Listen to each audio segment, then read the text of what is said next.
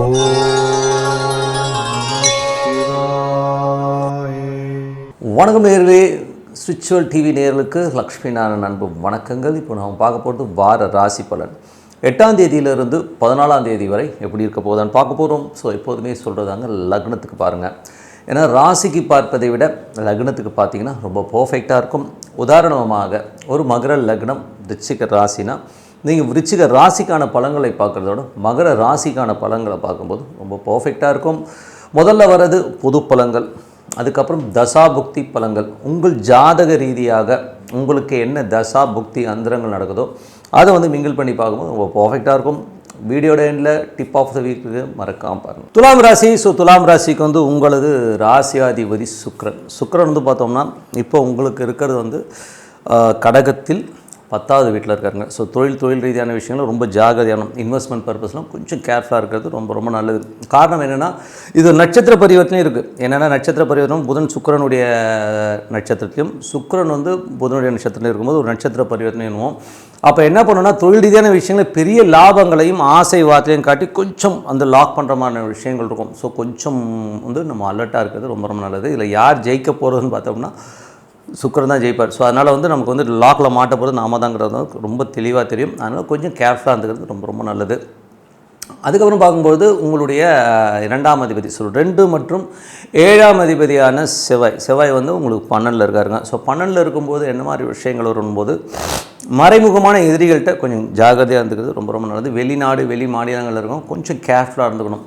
ஓகேங்களா? ஸோ ஏதாச்சும் ஒரு பெரிய இன்வெஸ்ட்மெண்ட் சம்மந்தமான விஷயங்கள் வெளிநாட்டில் வெளி மாநிலங்கள் இருக்கும், கொஞ்சம் கேர்ஃபுல்லாக இருந்துக்கிறது ரொம்ப ரொம்ப நல்லது. குடும்பத்தில் கொஞ்சம் செலவுகள் இருக்கும். ஸோ சின்ன சின்ன செலவுகள் வந்து குடும்பத்தில் இருக்கிறதுக்கான வாய்ப்புலாம் நிறைய இருக்கும். 3 மற்றும் 6ஆம் அதிபதியான குரு. ஸோ 3 மற்றும் 6ஆம் அதிபதியான குரு வந்து பார்த்திங்கன்னா உங்களுக்கு வந்து 9ல் இருக்குது. ஸோ 9ல் இருக்கும்போது நிறைய பிரயாணம் பண்ணுற மாதிரி விஷயங்களே நிறைய கொடுத்துரும். ஸோ நிறைய பிரயாணங்கள், கொஞ்சம் அலைச்சல்கள். ஸோ வேலை விஷயங்கள்லையும் பார்த்திங்கன்னா நிறையா வந்து மாறுதல்கள். ஸோ ஒரு இடத்துல இன்னொரு இடத்துல மாற்றம் வர்றது, இந்த மாதிரி விஷயங்கள் ஒரு டெம்பரரியாக வந்து நீங்கள் அங்கே போய் பார்த்துக்கோங்க. அந்த மாதிரி விஷயங்களும் கண்டிப்பாக இருக்கும். அதுக்கப்புறம் உங்களுக்கு 4 மற்றும் 5ஆம் அதிபதியான சனி 6ல் இருக்குது. அதில் வந்து ஏதாவது வீடு லோன் சம்மந்தமான விஷயங்கள் போகலாம்.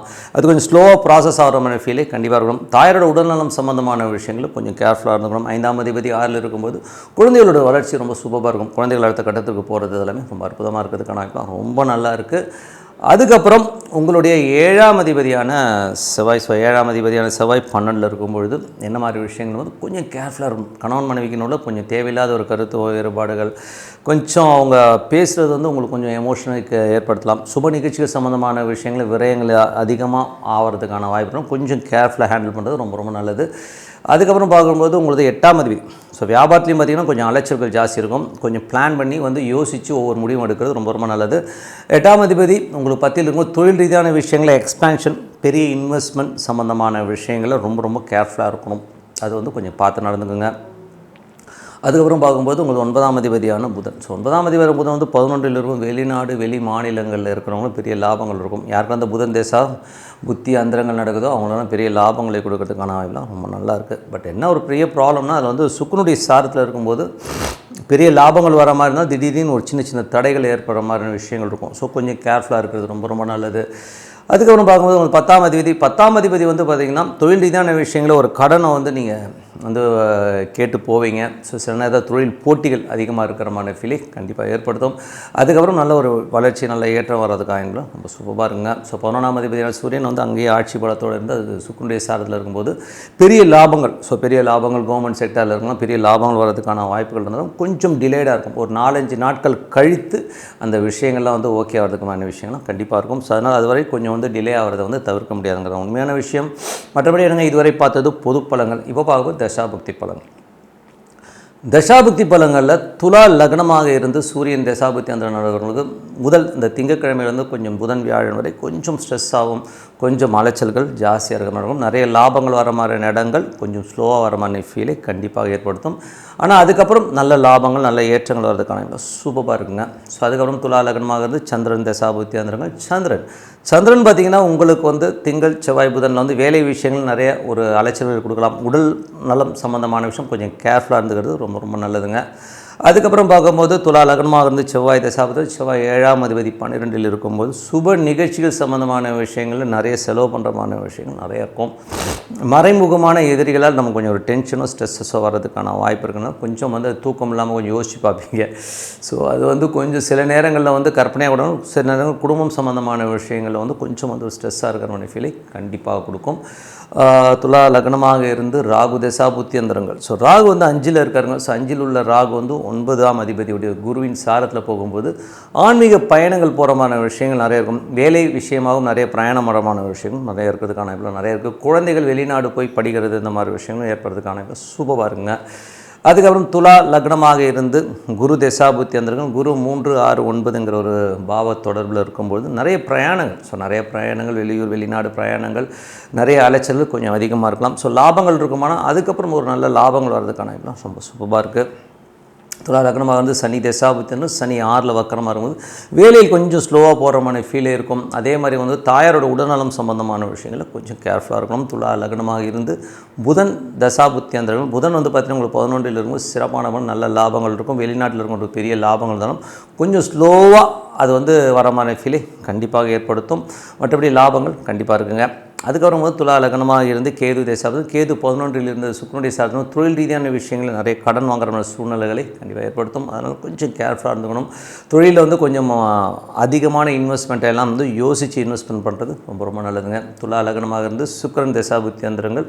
சுக்கிரன் பார்த்திங்கன்னா உங்களுக்கு இப்போ 10ல் இருக்காருங்க. 8ஆம் தேதி 10ல் இருக்கும்போது மாமியார் வீட்டுக்கு போகும்போது கொஞ்சம் கேர்ஃபுல்லாக போய்க்கிறது நல்லது. தேவையில்லாத ஒரு வாக்குவாதங்களோ ஒரு மனசில் ஒரு டென்ஷன் வர்றதுக்கான வாய்ப்புகள் நிறைய இருக்குது. அதே மாதிரி துலா லக்னமாக இருந்து உங்களுக்கு பார்த்திங்கன்னா சுக்கிரனில் 10ஆம் இடம் தொழில் ரீதியான விஷயங்கள் அதீதமாக நிறைய இன்வெஸ்ட்மெண்ட் பண்ணலாமாங்கிற எண்ணங்கள், ஏதாச்சும் பேராசை காட்டி மற்றவங்க நம்மளை கவுக்கிறதுக்கான வாய்ப்புகளும் ரொம்ப ரொம்ப கேர்ஃபுல்லாக இருக்குது. ரொம்ப ரொம்ப அவசியங்க. ஸோ மற்றபடி ஒரு நல்ல விஷயம் நடக்கணும், ஒரு பிரார்த்தனை அவசியம். மனதார இறைவனை பிரார்த்தனை பண்ணும்போது கண்டிப்பாக நம்ம அடுத்த லெவல் போகிறதுக்கான ரொம்ப சிறப்பாக இருக்குது. இப்போ பார்க்க போகிறது டிப் ஆஃப் த வீக் விருச்சிக ராசி. ஸோ விருச்சிக ராசிக்கு பார்த்திங்கன்னா உங்களது ராசி அதிபதி செவ்வாய் 11இல் இருக்கும்போது வேலையில் நல்ல ஏற்றங்கள், நல்ல லாபங்கள், கேட்ட இடத்துல காசு கிடைக்கிறது, இந்த மாதிரி விஷயங்கள்லாம் ரொம்ப சூப்பராக இருக்குங்க. ஸோ அது நல்ல விஷயங்கள் தான். மூத்த சகோதரருக்கும் உங்களுக்கும் தேவையில்லாத ஒரு வாக்குவாதங்களோ ஒரு டென்ஷனோ வரும். ஸோ நண்பர்கள் விஷயங்களும் கொஞ்சம் கேர்ஃபுல்லாக இருக்கிறது ரொம்ப ரொம்ப நல்லது. 2 மற்றும் 5ஆம் அதிபதியான குரு. ஸோ அது பார்த்திங்கன்னா 8ல் இருக்கும்போது குழந்தைகள், குடும்பம் சம்மந்தமான விஷயங்கள் சின்ன சின்ன மன உளைச்சல் இருக்கிறதுக்கான வாய்ப்புகளும் கொஞ்சம் கேர்ஃபுல்லாக இருக்கிறது ரொம்ப ரொம்ப நல்லது. மற்றபடி உங்களது 3 மற்றும் 4ஆம் அதிபதி 5ல் இருக்கும்போது குழந்தைகளோட வளர்ச்சி ரொம்ப நல்லாயிருக்கும். ஸோ தாயாருடைய விஷயங்கள், தாயார் ஏதாவது உடல்நலக் குறைவில் இருந்தாங்கன்னா அவள் தான் மீண்டு ஓரளவு கிளியர் ஆகிறதுக்கான வாய்ப்பு ரொம்ப நல்லாயிருக்கு. 6ஆம் அதிபதி உங்களுக்கு 11இல் இருக்கும்போது வேலை விஷயங்களில் நல்ல குரோத், நல்ல ஒரு லாபங்கள் வர்றதுக்கான வாய்ப்புலாம் ரொம்ப நல்லா இருக்குது. ஸோ 7ஆம் அதிபதியான சுக்கிரன், 7ஆம் அதிபதி சுக்கிரன் பார்த்திங்கன்னா உங்களுக்கு இப்போ 9ல் அதுவும் புதனுடைய சாரத்தில் போகும்போது கொஞ்சம் கேர்ஃபுல்லாக இருக்கணும். ஏன்னா கணவன் மனைவர் தேவையில்லாத ஒரு சந்தேகங்களோ ஒரு ஸ்ட்ரெஸ்ஸஸோ டென்ஷனோ வர்றதுக்கான வாய்ப்புகள் நிறைய இருக்குது. ஸோ அதனால் கொஞ்சம் கவனமாக இருக்கணும். அதே மட்டும் இல்லாமல் தொழில் ரீதியான விஷயங்களில் நிறைய அலைச்சல் போகிற மாதிரி கொஞ்சம் அலைச்சல் அப்படி இப்படி இருக்கும். அதுக்கப்புறம் எல்லாமே சரியாயிடுங்க.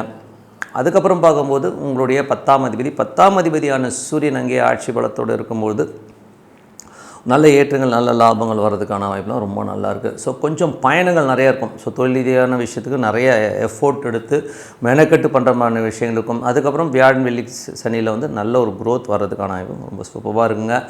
ஸோ அதுக்கப்புறம் பார்க்கும்போது உங்களுடைய 11ஆம் அதிபதி புதன். ஸோ 11ஆம் அதிபதி 10ல் இருக்கும்போது தொழில் ரீதியான விஷயங்களுக்கான எஃபோர்ட்லாம் இன்னொரு 1 வாரம் 10 நாள் ஒரு பெரிய லாபங்கள் வர்றது, திடீர் அதிர்ஷ்டங்கள் வர்றதுக்கான ரொம்ப சூப்பராக இருக்குங்க. ஸோ அதுவரை கொஞ்சம் மெனக்கெட்டு கொஞ்சம் கேர்ஃபுல்லாக இருக்குது ரொம்ப ரொம்ப நல்லது. மற்றபடி இதுவரை பார்த்தது பொது பலன்கள். இப்போ பார்க்கும்போது தசா புக்தி பலன்கள். விருச்சிக லக்னமாக இருந்து சூரியன் தசாபுத்தி என்று சூரியன் 10ல் நல்ல ஒரு ஆட்சி பலத்தோடு இருக்கும்போது தொழில் ரீதியான விஷயங்கள் கொஞ்சம் அலைச்சல்கள் இருக்கலாம். அதுக்கப்புறம் பார்த்திங்கன்னா உங்களுக்கு வியாழன் வெள்ளி சனி கிழமைகளில் நல்ல ஒரு ஏற்றங்கள், நல்ல லாபம் வர்றதுக்கான வாய்ப்புலாம் ரொம்ப சூப்பராக இருக்குது. விருச்சிக லக்னமாக இருந்து சந்திரன் தசாபுத்தி வந்தவர்கள், சந்திரன் உங்களுக்கு 5ல் இருக்கார். ஸோ குழந்தைகள் விஷயங்களில் திங்கள் செவ்வாய் புதனில் கொஞ்சம் அதுக்கான மெனக்கடல்கள், ஆன்மீக சுற்றுப்பயணம் இதெல்லாம் இருக்கும். அதுக்கப்புறம் வேலை விஷயங்களில் கொஞ்சம் அதிகமான ஒரு வேலை, உடல் நலம் சம்பந்தமான விஷயங்களில் கொஞ்சம் ஸ்ட்ரெஸ் போகிறதுக்கான வாய்ப்பும் இருக்குது. அதுக்கப்புறம் பார்க்கும்போது விருச்சிக லக்னமாக இருந்து செவ்வாய் தசாபுத்திங்க. செவ்வாய் ஒரு வேலையில் நல்ல ஏற்றங்கள், நல்ல லாபங்கள், கடன் கேட்ட இடத்துல கிடைக்கிறது, இந்த மாதிரி விஷயங்கள்லாம் ரொம்ப சூப்பராக இருக்குங்க. தாய் மாமன் உறவுல பார்த்திங்கன்னா ஒரு பெரிய லாபங்கள் வர்றதுக்கான ரொம்ப நல்லாயிருக்கு. விருச்சிக லக்னமாக இருந்து ராகு தசாபுத்தி வந்திருக்காங்க. ராகு வந்து பார்த்திங்கன்னா 4ல் இருந்து அது குருவுடைய சாரத்தில் இருக்கும்போது வீடு சொத்துக்கள் சம்மந்தமான விஷயங்கள் ரொம்ப கேர்ஃபுல்லாக இருக்கணும். ஏதாச்சும் டாக்குமெண்ட் வந்து மார்கேஜ் கொடுக்கறது, ஸோ இந்த மாதிரி விஷயங்களெல்லாம் வந்து கொஞ்சம் கேர்ஃபுல்லாக இருக்கணும். வீடு வாங்கும் போதும் அந்த பத்திரங்களை வந்து கொஞ்சம் சரி பண்ணிக்கணும். அதே மாதிரி தாயாரோட உறவுகள், ஸோ அம்மா கிட்ட வந்து உறவு முறைகளில் வந்து நிறைய பிரச்சனைகளோ ஒரு ஸ்ட்ரெஸ்ஸஸோ வர்றதுக்கான வாய்ப்புகள் ரொம்ப கவனமாக இருக்கிறது ரொம்ப ரொம்ப நல்லது. விருச்சிக லக்னமாக இருந்து உங்களுக்கு வந்து பார்த்திங்கன்னா குரு தசாபுத்தி அந்தரங்கள், குரு வந்து பார்த்திங்கன்னா இப்போ 8ல் இருக்காருங்க. ஸோ குழந்தைகளாக ஒரு மன உளைச்சலையோ ஸ்ட்ரெஸ்ஸோ வர்றதுக்கான வாய்ப்பு குடும்பத்தில், அதனால் கொஞ்சம் டென்ஷன் வர்றதுக்கான வாய்ப்பு, கொஞ்சம் கவனமாக இருக்கிறது ரொம்ப ரொம்ப நல்லது. அதுக்கப்புறம் பார்க்கும்போது விருச்சிக லக்னமாக இருந்து சனி தசாபுத்தி, சனி 2, 3ஆம் அதிபதி 4ல் இருக்கும்போது கொஞ்சம் குடும்பத்துக்கான அந்த முயற்சிகள், நம்மளுடைய முயற்சிகள் வந்து கொஞ்சம் சின்னதாக ஸ்லோ டவுன் ஆகிற மாதிரி ஃபீல் இருக்கும். வீடு சொத்துக்கள் சம்மந்தமான விஷயங்கள் வருமானங்கள் கொஞ்சம் ஸ்லோவாக வர மாதிரி ஃபீலை கொடுக்கும். ரியல் எஸ்டேட்டில் கூட எல்லாமே முடிஞ்சிருச்சுன்னு நினைக்கும் போது கொஞ்சம் ஸ்லோவாக போகிற மாதிரி ஃபீலை கண்டிப்பாக ஏற்படுத்துங்க.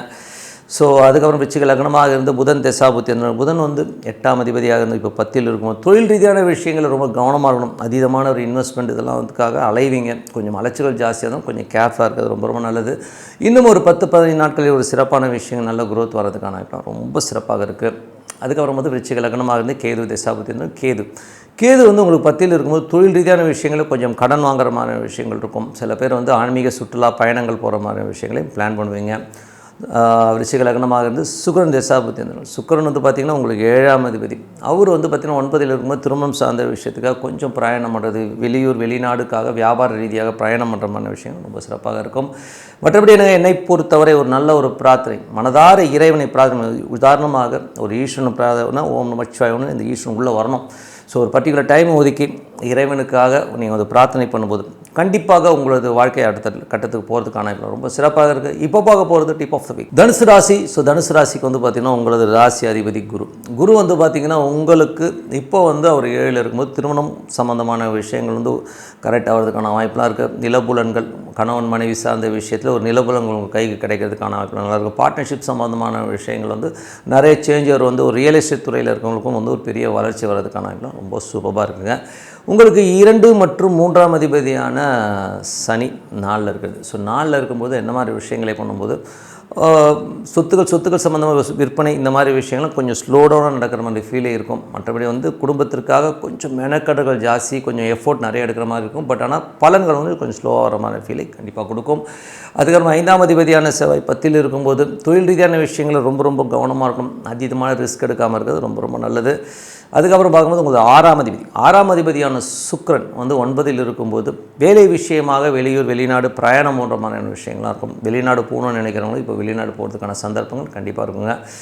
ஸோ அதெல்லாமே ரொம்ப சிறப்பு தான். ஏன்னா வந்து இதில் வந்து என்னென்னா சிக்கல் என்னென்னா அதில் வந்து கொஞ்சம் நம்ம ரிஸ்க்கு கொஞ்சம் அதிகமாக இருக்கும். ஏன்னா வந்து அது வந்து சாரத்தில் வந்து 9 வருந்தாலும் பட் 8ஆம் இடத்துல வந்து இப்போ சுக்கரன் இருக்கும்போது கொஞ்சம் கவனமாக இருக்கணும். உடல் ரீதியான விஷயங்களுக்கு கொஞ்சம் சின்ன கோளாறுகள் மறைமுகமாக வர்றதுக்கான வாய்ப்புகளும், கொஞ்சம் ஹெல்த் இஷ்யூஸ் வர்றதுக்கான வாய்ப்புகளும் கொஞ்சம் கவனமாக பார்த்துக்கணும். வேலையிலையும் வந்து மற்றவங்கள நம்பாமல் கொஞ்சம் நம்மளே கொஞ்சம் அலர்ட்டாக இவன் எதுக்கு நம்மளை இதெல்லாம் கேட்குறன்றதெல்லாம் வந்து யோசித்து முடிவு எடுக்கிறது ரொம்ப ரொம்ப நல்லது.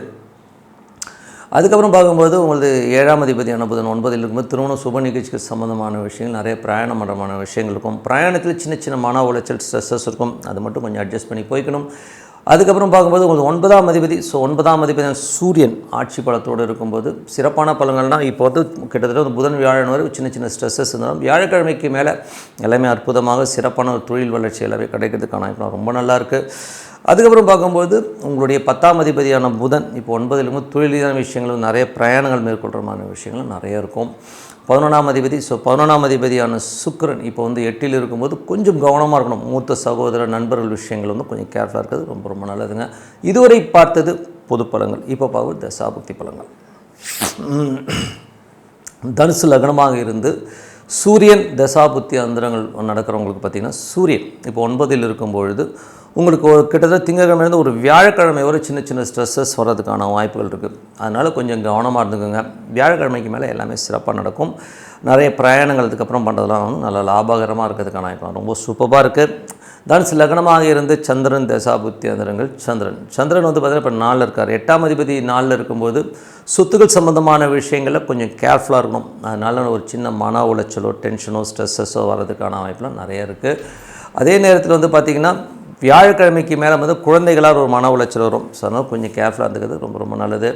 தனுசு லக்னமாக இருந்து செவ்வாய் தசா புத்தி அந்தரங்கள். செவ்வாய் வந்து பார்த்தீங்கன்னா இப்போ 10ல் இருக்குங்க. ஸோ 5ஆம் அதிபதி 10ல் இருக்கிற போது வியாபார ரீதியான விஷயங்கள் வந்து ரொம்ப ரிஸ்க் எடுக்காமல் இருக்கிறது ரொம்ப ரொம்ப நல்லது. ஏன்னா அது ரிஸ்க் எடுத்திங்கன்னா அது கொஞ்சம் நமக்கு ஸ்ட்ரெஸ்ஸையோ டென்ஷனையும் ஏற்படுத்தும்.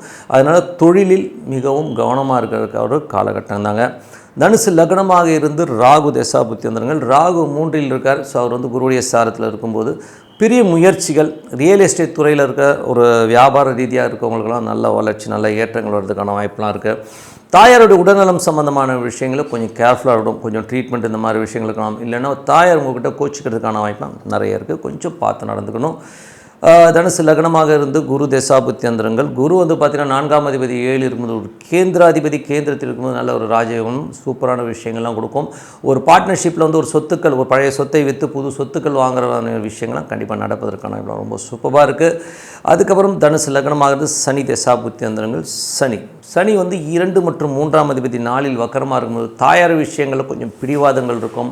சின்ன சின்ன விஷயங்களில் வந்து யாரோ ஒருத்தவங்க வந்து போட்டு கொடுக்குறாங்க அப்படிங்கிற ஒரு விஷயம்லாம் இருக்கும். கொஞ்சம் கவனமாக வந்து எதை கேட்டாலும் உடனே ரியாக்ட் ஆகாமல் இது ஏன் எதுக்குங்கிறத வந்து யோசித்து செயல்படுறது ரொம்ப ரொம்ப நல்லது.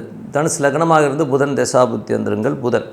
புதன் வந்து பார்த்திங்கன்னா உங்களுக்கு வந்து இப்போ வந்து 9ல் இருக்கார். ஸோ 7ஆம் அதிபதி 9ல் இருக்கும்போது சுப நிகழ்ச்சிகள் சம்மந்தமான விஷயங்கள்லாம் வந்து பார்த்திங்கன்னா நிறைய பிரயாணங்கள் மேற்கொள்கிற மாதிரியான விஷயங்கள்லாம் நிறைய இருக்கும். தனுசு லக்னமாக இருந்து கேது தசாபுத்தி அந்தரங்கள்.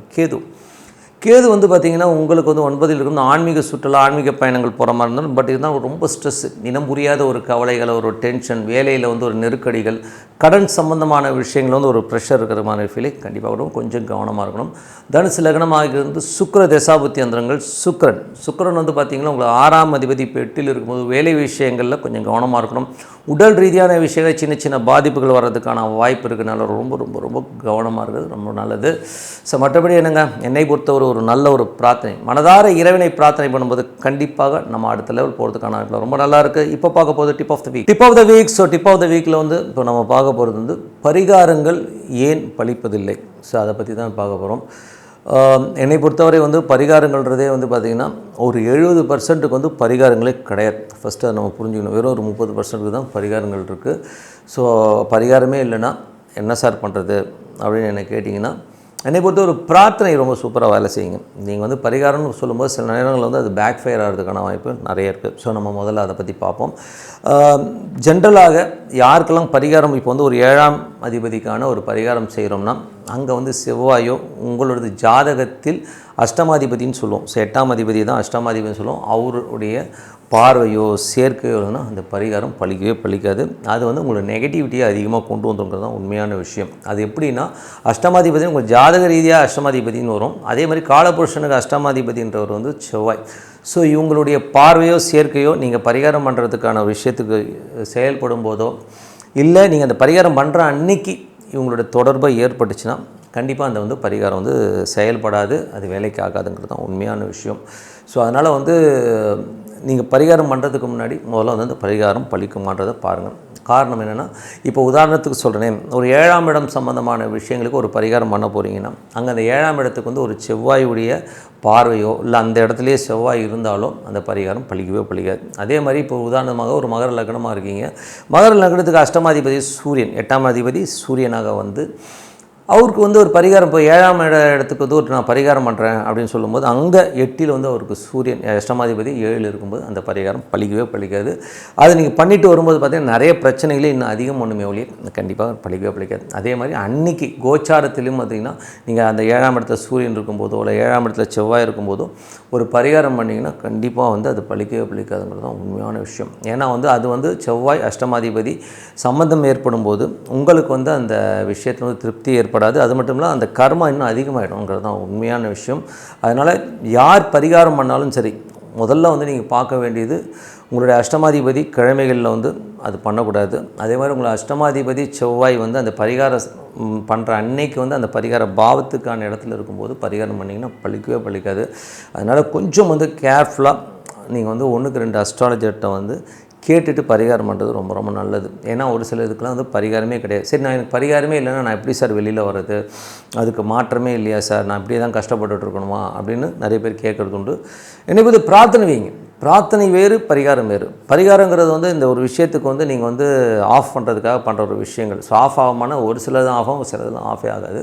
அதே பிரார்த்தனை என்பது இறைவனிடம் சரணடைஞ்சு நான் ஒரு பிரார்த்தனை வைக்கிறேன், எனக்கு நல்லபடியாக முடிச்சு கொடுன்னு கேட்டிங்கன்னா கண்டிப்பாக அது முடியறதுக்கான ரொம்ப நல்லாயிருக்கு. ஸோ அது சரணாகதியில் தான் வந்து அற்புதமாக வேலை செய்யும்.